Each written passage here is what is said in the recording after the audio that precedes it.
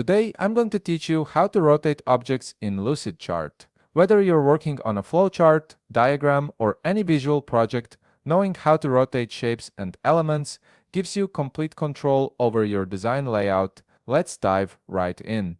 First, open your web browser and head over to lucidchart.com.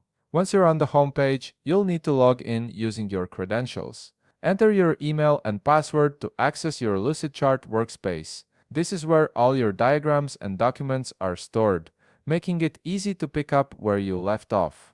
After logging in, navigate to the Recent Documents section. This area displays all the projects you've been working on lately, so you can quickly find what you need.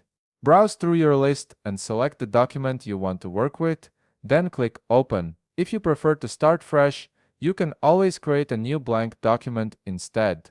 Either way, you'll be taken to the Lucidchart canvas, where you can begin designing or editing.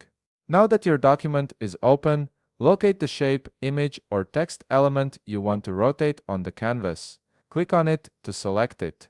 You'll notice a bounding box appears around the selected object, complete with small handles at various points. These handles are your tools for resizing, moving, and rotating the element. Next, hover over the small circular rotation handle. You'll find this at the top left corner of the bounding box, and it looks like a curved arrow. This handle is specifically designed for rotating objects, giving you precise control over the angle and orientation of your element. Once you've located the rotation handle, click and hold it with your mouse. Now, drag left or right to rotate the shape to your desired angle. As you drag, you'll see the object rotate in real time, allowing you to position it exactly how you want.